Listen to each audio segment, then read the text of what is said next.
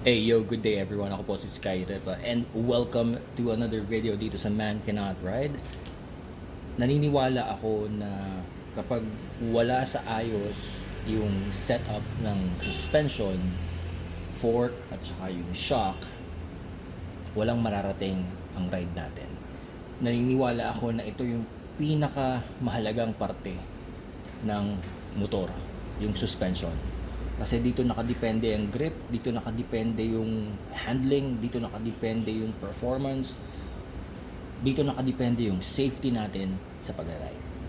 Okay, so itong ipapakita ko sa inyo ngayon, yung patunay na napakasimple lang magsimula ng pag-aaral ng pagsisetup ng suspension. Magsimula tayo dun sa pinaka basic, yun yung suspension sag. Okay.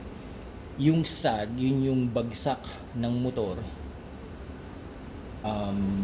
dahil meron siyang timbang, meron siyang bigat, tapos yung bigat pa ng rider. Okay? Now, merong tatlong uri ng sag. Yun yung static sag, meron yung rider sag, at merong total sag. Para mas maging simple pa yung pag-uusapan natin, magfo-focus lang ako dun sa total sag. Okay? Dahil yun yung mas mahalagang numero na malaman natin. Okay. Para masukat natin ang sag ng forks dito sa standard telescopic forks na to, kailangan natin ng tape measure. At kahit dun sa hindi nyo nakikita sa video, pero meron dong XSR 900 sa kabila na naka-inverted or naka-upside down forks, it's the same principle. Same lang yung process. Hindi ko na kailangan gawan pa ng video. Kailangan din natin ng tape measure. Okay. And then, sunod, kinakailangan tayong pumili ng ating measuring points. Okay? Halimbawa, dito sa ibabaw at saka dito sa guhit na to, pwedeng dyan ako kumuha ng measurement. Pwede rin namang dito sa ilalim ng lower 333 hanggang dun sa ibabaw ng dust seal. Pwede rin yun. It does not matter kung saan kayo magsusukat. Pero ang mahalaga, kung ano yung ginamit nyong measuring points, yun at yun ang gagamitin nyo all throughout the setup. Hindi kayo pwedeng pag nag-measure kayo ng una dito sa ilalim, tapos dito, tapos yung pangalawa dito, tapos dito. Hindi pwedeng ganoon. Okay? So ngayon, para mas maganda yung lapat ng ating tape measure ng ating metro, dito ko ilalagay sa ibabaw at dito ko i-measure sa unang guhit na to na nakikita ko dito sa fork leg or fork body. Okay? So yan, kitang-kita ko yung ano. At ang gagamitin ko is yung millimeters. Kasi mas accurate yung millimeters. Hindi mas accurate, pero mas madaling tandaan yung numbers niya kapag nasa millimeters. Okay? So, ang first step is kukuhanin natin yung full extended length nito. So, ibig sabihin, itutulak natin tong motor, itong front end ng motor pataas all the way na hanggang umangat na yung gulong niya. So magagawa ko to ng naka side stand, okay lang yan, safe yan. Ibabaling natin to the left. So ito yung natural na parking stance ng isang motor, okay? So safe ito. Kung hindi kayo tiwala sa sarili nyo na kaya nyo itong gawin mag-isa, then I suggest you do this with a friend. Ngayon, kung wala kayong friend, meron kayong mas malaking problema kaysa sa suspension ng motor. So, good luck with your life kung wala kayong friend. But anyway, so wala akong friend. Ide-demo ko lang naman sa inyo. Okay? Now, hindi ko to matutulak pataas nang ako lang mag-isa ngayon kasi medyo may sakit ako. Pero ipapakita ko lang sa inyo. Tingnan niyo yung fork. Okay?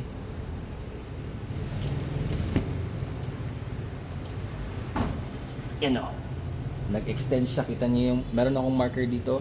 Tanggalin muna natin yung marker kasi maraming nalilito sa zip tie. Okay, tanggalin muna natin sa picture yan. Okay? Yan. So pag tinulak ko to, yan, nag-i-extend. Okay? Yun yung i-measure natin. So,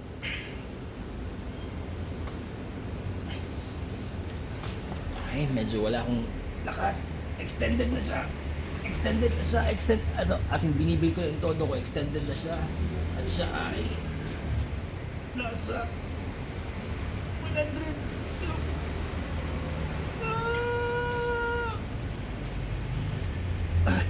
Okay. Nandito siya.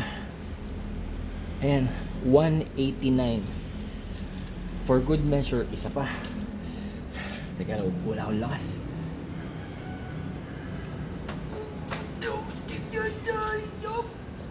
Para ako natatay nito. Okay. Kinakailangan ko siyang maikapit. So, kailangan ko pa ng pangatlong kamay. Wala akong pangatlong kamay. So,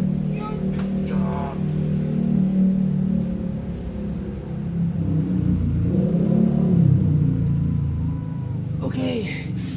Alright. Okay, so buti na lang inulit ko.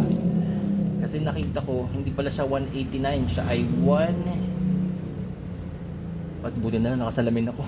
Siya ay 188. Anong 188? Oh, 9, 10. Oh, tama. 100. Okay, 189. 188 millimeters yung kanyang full extension. Ngayon naman, i-straight ulit natin yung motor.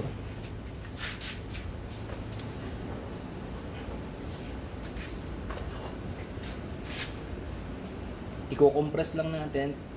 Yan. Para lang mawala yung kanyang pagka-extend kanina. Ngayon, sabi ko, ang tututukan natin ng pansin is yung rider sag. Ang problema, kinakailangan kong sumampa sa motor para magamit ko yung timbang ko. Which is hindi ko kayang gawin na habang nakasampa sa motor, magsusukat ako dito. Okay, so imagine na lang natin ha. Imagine na lang natin na may merong sasakay. Siguro kailangan tawagin ko yung isa kong anak, ano? Wait lang, ha? Wait lang. Wala rin naman silang ginagawa sa bahay. Teka ha, balikan ko kayo. Wait. Okay, we're back. So, hindi ko masuyo yung isa kong anak kasi tinatamad. Si Commander na lang. Ang kita nyo yan, legs ni Commander yan. Okay. So, pag may nakaupo na yung rider, i-compress nyo muna ng isa. Yeah. Oops. Huy, hawak ka. Babagsak ka. Bakit daw nakabuka ka yung motor ko? Anyway. So yan, na-compress na natin yung fork. Tapos, dun sa same measuring point, susukatin ulit natin. So kanina is 188. Ngayon, ang nakikita ko is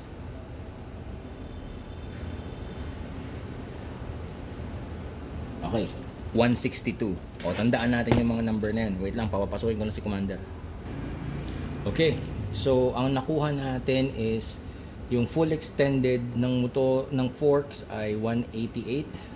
Tapos nung nakasakay na si Commander, siya ay 162. Oh, so 188 minus 162. Diyos ko po, mat. Teka muna. 8 minus 2, 6. Tapos 8 minus 6, 2. 1 minus 1, 0. 26. So si Commander na may timbang na hindi ko sasabihin kasi magagalit siya. So yung timbang ni Commander ko, ang kanyang sag na nakuha namin, ito na yung total sag ha, yung timbang ng rider plus timbang ng motor. Okay? Kaya mahalagang yun lang muna yung aralin natin kasi nakakalito kung may rider sag pa, kung may static sag, tapos ito total mo pa, tapos ima-minus mo, tapos square root, quadrilateral, equations, factorial, wag na, okay? So, from her weight, yung timbang niya ngayon, kung ano man ang timbang niya, meron siyang sag na 26 millimeters. Okay. Now, ang reference or ang pinaka-guideline sa sag para sa forks, kapag yan ay street riding, kung ang hanap daw natin ay comfort and yung comfort, so nasa mga 30 to 40 millimeters of total sag. Ngayon, si Commander, yung kanyang timbang, ang kanyang sag lang is 26 millimeters. So ibig sabihin, para sa kanya ang setup ng Fort ni Octavia ay magdudulot ng hindi ganun kagandahang comfort. So ang mararamdaman niya medyo parang matigas or stiff yung suspension. Ang tandaan natin is yung sag dumidepende yan sa load o yung weight o yung bigat ng sumasakay. Ngayon, kung ako yung sasakay sa timbang ko, ako ay nasa 30 millimeters ang sukat ko dito. Yung timbang ng anak ko, siya ay nasa 24 millimeters. Yung timbang ng bunso ko, siya ay nasa 14 millimeters kasi magaan lang yung bunso ko. Okay? So, depende sa sumasakay. Ang isa pang example na mabibigay ko sa inyo is nung before the pandemic, nung ako ay mataba pa, ang sag ko dito is nasa 38 millimeters. Kasi ang laki ko nun mataba ako nun Nung after akong mag-intermittent fasting at matapos akong ma-COVID ng ilang beses, 3 beses, ma-hospital. So, bumaba yung timbang ko, nag-loss ako ng weight. Yan, healthy living, ika nga.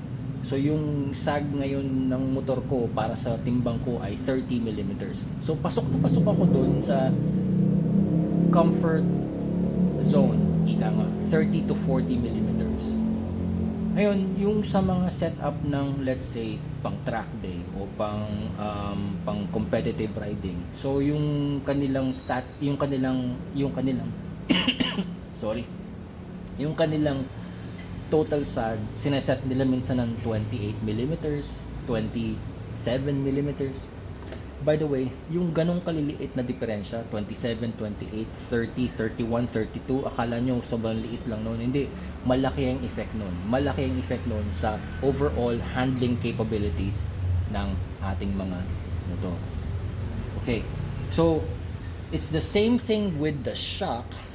Okay, yung sa shock naman, ganun din ang gagawin natin. Ito, ipipihit ko yung camera kasi ang gagawin ko sa shock, itutulak din natin yung shock pataas para makuha yung full extension. Actually, dahil lumampas na rin naman tayo sa target ko na 10 minutes, idiretso na natin. Pakita ko ngayon sa inyo yung sa shock. Kasi kanina, sinukat ko na yung si Commander na nakasakay, may nakuha na akong numero. Okay? Sige, pause muna natin. Okay, we're back. Ngayon, ang kadalasang ginagawa kung meron kang kaibigan, very good, di ba?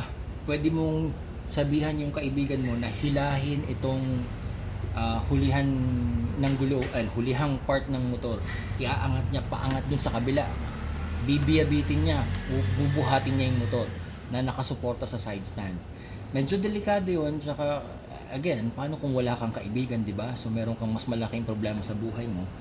So ngayon, wala akong kaibigan, ang ginagawa ko is mas okay ito. Kung nakikita nyo to, this is a scissor jack ng sasakyan. Ijina-jack ko tong yung kabitan ng foot peg. Kasi itong kabitan ng foot peg ay nakakabit sa frame. So pag inangat natin yan, makikita nyo, teka muna.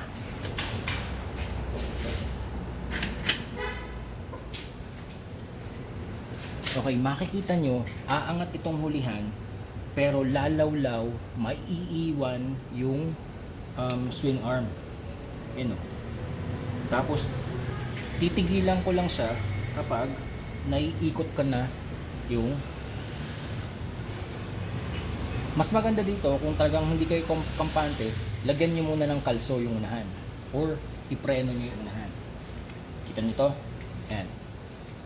Umiikot na ng libre yung gulong. Ibig sabihin, yung swing arm nito nakalaglag na. Okay? Fully extended na yung kanyang swing arm.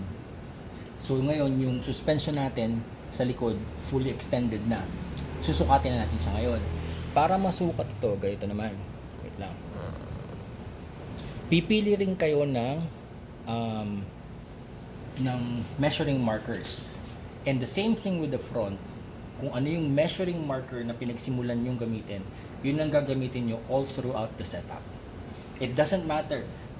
Pero ang ang isa ditong tip is siguraduhin nyo na medyo yung vertical. Kung hindi man vertical, medyo naka bias ng kaunti papunta sa unahan.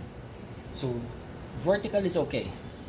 Ang pipiliin ko dito sa ilalim ng swing arm para kumapit yung metro.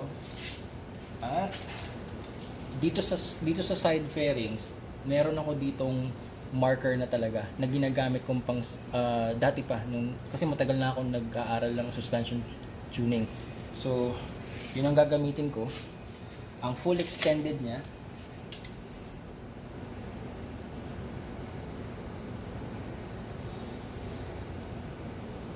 Six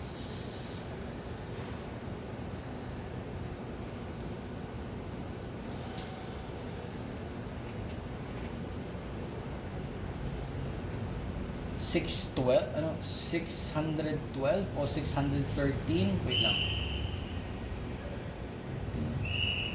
612.5.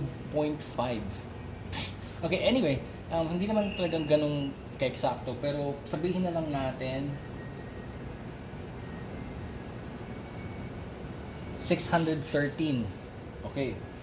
So, yung full extended nitong motor ko ay nasa 613 yung rear suspension. Ayan, 613. Sinukat ko na kanina sa sinukat ko na si Mrs. kanina nung nakaupo siya. Siya ay nasa 594 andito. Ayan. So, 613 minus 594. Inamat na naman. 13. So, 3 minus 4. So, borrow 1. 13 minus 4, 9. Tapos, yung borrow 1, so naging 0. Ay 0 minus 9. Borrow 1. So, 1. So, tapos 6, naging 5 na. 5 minus 5, 0. 19. Hindi, joke lang ha. Okay.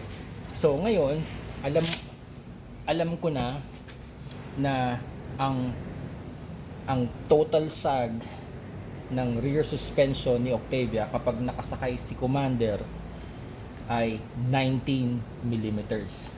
Okay. So, 19 millimeters sa shock or sa rear, 26 millimeters sa front. So, yung ganyang klaseng combination, yan ay medyo nasa sporty side. Kumbaga, stiffer yung rear kesa sa front. Now, dito sa motor ko, wala namang adjustability yung front. So, wala siyang preload adjuster. So, wala akong magagawa dun sa 26 millimeters na yon. Kailangan na lang siguro ni Mrs. na magpataba, kumain pa ng kumain, or kung i-ride niya to, magbitbit siya ng mga 10 kilo pa para bumaba ng 30 millimeters yung front sag, di ba? Ngayon, itong rear, meron akong option na baguhin yung kanyang preload para yung 19 millimeters na yon pwede nating isunod dun sa 26 millimeters. Kasi ang isang kumbaga general compromise or magandang gawin kung ano yung sag ng unahan, yun din yung sag ng likuran. Kung 26 millimeters yung unahan na walang adjustability, ihahabol ko na lang itong rear para siya ay maging 26 millimeters din para mag-balance out yung dalawa. Ayan, nakaka 20 minutes na tayo pero tungkol pa lang yan sa sag. Kasi gusto ko sanang talagang lagyan ng detalye. Gusto ko lagyan ng paliwanag para maintindihan natin. Pero sa tunay, napakadaling magsimulang mag-aral ng suspension tuning. At kapag ang suspension ay nakatono ng maayos, it will be very beneficial for safety, for performance, for overall handling ng motor, grip, and fun. I will see you on the next video. It's Man Cannot Ride. We'll talk about more about suspension.